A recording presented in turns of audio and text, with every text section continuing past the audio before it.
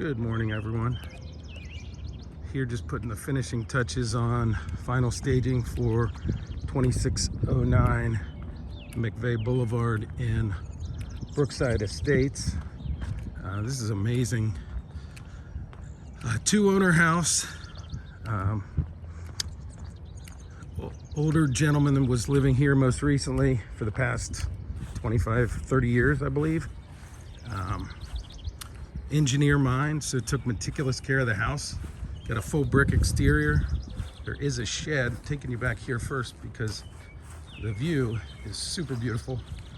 So this is looking out over the 18th hole at Brookside Country Club, which is one of the premier golf clubs in Columbus. This is Perry Township, so Columbus City, Worthington Schools. There's a four-season room there, insulated windows, insulated walls.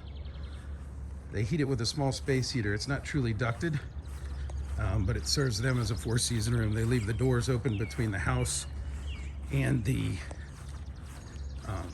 room open in the summertime, and just the AC is good enough to cool it nicely.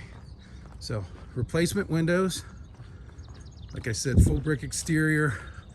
The roof has been replaced recently. It's in excellent shape. Chimney's well tuck pointed. Everything's in order as you would expect it from an engineer type person. Inside you've got a floor to ceiling stone fireplace with a wood burning insert. There is also another one in the lower level, another fireplace. So you do have a formal dining room. Again, here's another view of the living room. Huge window, that's probably 100 inches, 110 inches. Here's the four-season room. I can open the door. Hey! So, newer windows in here. Beautiful. Shutting the door is easier. So, nice kitchen, nice size kitchen. These are not original cabinets, so these are maple cabinets that were replaced. You could easily put granite in here for about 2,500 bucks, 3,000. I've got a good connection there. But good appliances, white. This table is not attached, but could easily be written into the contract. Nice place to have your coffee, overlook the patio and the golf course. These are engineered hardwood floors. They're very nice, super low maintenance and easy.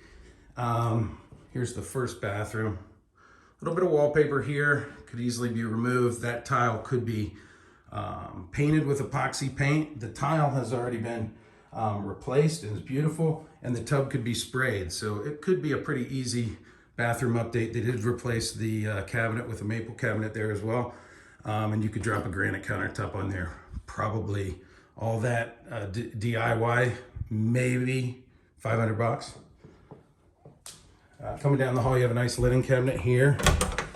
Linen closet, or cabinet, but most likely closet. First bedroom.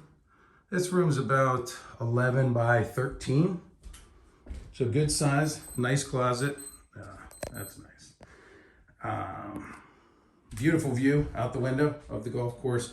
So this is what the hardwood floors underneath actually look like. They look like they're in great shape. They left them exposed in the closets, but this is interlocking flooring. So this could be pulled up in probably less than a day and then re-tack the quarter round down. Again, a DIY project, you could probably do the whole house in a day, removing it. It takes about 30 minutes a room because it's all just interlocking. It's not glued or nailed down.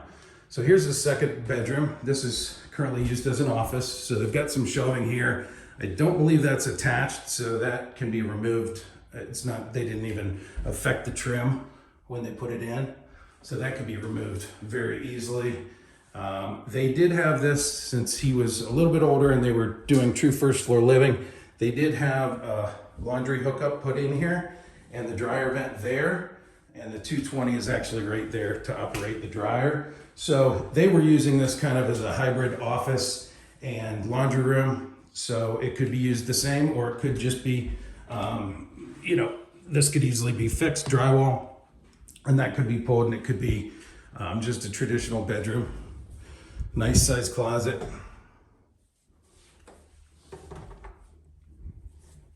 And then here is the owner's suite. Really nice big room. Sorry, I forgot to tell you the size of this room. It's about, this one's a little bigger. It's about 12 by 13 or 12 by 13, I would say. And then here's the owner's suite. Start this again. And very nice size room.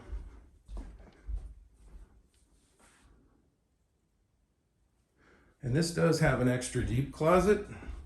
So you can kind of walk into it. It's big for this time that this house was built, but not like your traditional walk-in closets that our new builds are. So here is the owner's bath. Nice neutral tile. Got some built-ins there. Good size shower. I'd say it's probably 32 by 32. Walk-in. Obviously, if you were not in love with this, you could do a supersized shower there, which would be a nice upgrade. And again, that's not going to be super expensive because the plumbing is here. You could just have the shower tilt this way, the pan tilt this way.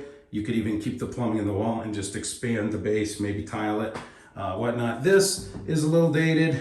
Could also be epoxy painted white. I've seen people even accent it with a different grout color. It's a little more labor intensive, but can be really nice. You've got the replaced maple cabinets with drawers, which is really nice. I mean, they didn't cheap out. It's nice stuff. And then you could throw a granite countertop on there pretty easily and have this upgraded. I think you're probably $3,000 to $5,000 if you're doing it yourself, if you're not going crazy.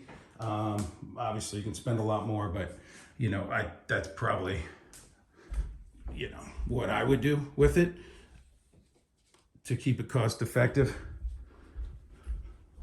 Yeah, that's much straighter. That looks better. And then I'll take you down to the lower level, because the lower level is, there's another coat closet here, which could also be used for pantry overrun from the kitchen. There is a built-in kind of nook there for dishes, probably originally intended for Crystal. There is a pantry here, not enormous, but deep. So you could use that, and then in combination, maybe have some overrun in there. Here we go. It is 8 o'clock. And then the lower level, this is cool. You can lock there. So if you had a teen suite or something like that, somebody could come in through the garage and go down to their bedroom. It's partially semi-finished down here. It's a nice, huge space. This is the unfinished kind of storage area. He was a hobbyist, so he had all kinds of rocks. He was really into rocks and geology. And so there's just some of what's left, but a lot of that was stored here. You can tell, again, engineer type mind, excellent high efficient furnace, always serviced on time. When they replaced that, they also replaced all the ductwork, and they put in these clean outs so that even a homeowner could really clean out their own ducts with just a shop vac. So he's got them on both sides. It's pretty amazing. I've actually never seen such a good job doing this or designing it. You've got all copper plumbing. Gas line looks to be 1 inch. So you've got ample gas for your range. Furnace hot water tank. It is a gas hot water tank also. Looks like 2006, but a good brand.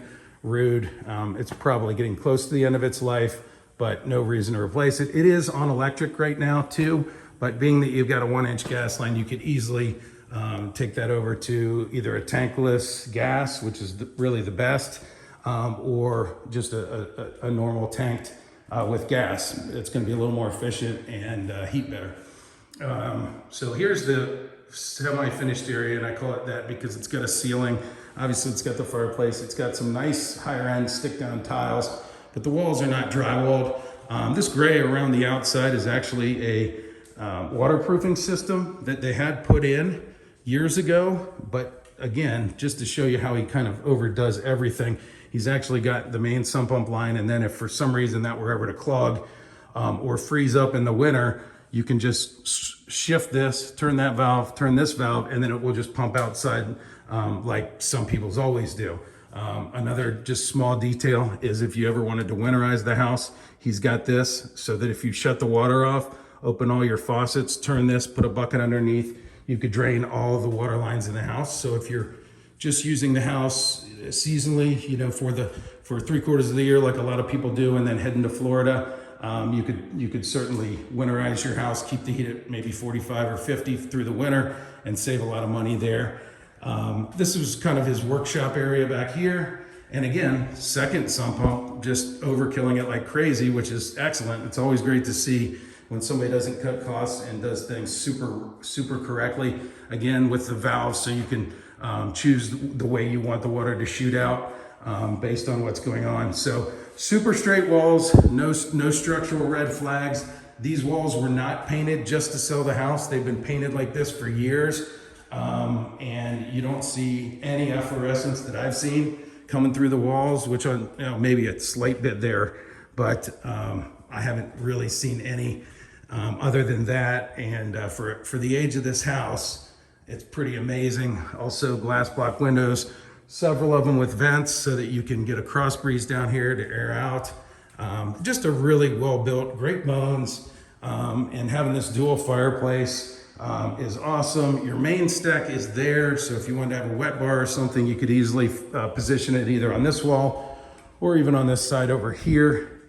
Also over here, you've got another stack, a second laundry. So if you eliminated the one upstairs, you'd have this laundry, which is awesome. You've got a utility sink. So if you wanted to do a wet bar somewhere in this area too, you could easily do it because there's your stack. And obviously your water lines are running around in the ceiling here. So it'd be very easy to tap those, put some cabinets in, do a wet bar. You could do away with all this if you were using the first floor laundry, or leave this and maybe do, you've actually got stub outs here for water lines coming down already, and you know that your main stack's just on that other wall. So the easy place to do it would be somewhere right in here. So you could do a wet bar along there or something like that, or do a bar this way and have pool table room back there and a theater room here. But this is a nice wide space. It's probably 12, or it's probably more like 13 wide by 1, 2, 3, almost 20 feet this way of already, you know, kind of semi-finished area. So really nice. That is also set up to be a wood burner. There's a gas outlet there, so it could be rigged up for gas, but I would probably just leave it a wood burner if you even use it at all. But just a great house with great bones, well taken care of. There is a 2-car garage. Also, I'll take you out there real quick. Sorry to make this so long. Insulated garage door, of course. LiftMaster opener with the MyQ, so you can hook it up to your phone. Again, the garage floor is sloped the correct way. It's not all broken up. Really nice. You've got a man or woman door, so not to be sexist or racist, but sexist in this case. Nice big shed, really good condition. They are allowed in this neighborhood. You are allowed to do pools. You could do a pool with a fence around it, but fences themselves are really, I don't believe they're allowed because it encumbers the golf course. But if you do put in a pool, you have to have a fence around the pool. There's a neighbor 2 doors down, 3 doors down that has that. But just beautiful golf course views and a great house with tons of potential. And anyway, I hope you enjoyed the video. Joe Herban, Berkshire Hathaway. My cell phone 614-316-5137. It goes live for showings on Saturday. Be happy to show it to you myself or set you up with a buyer's agent accordingly. So anyway, have a great day.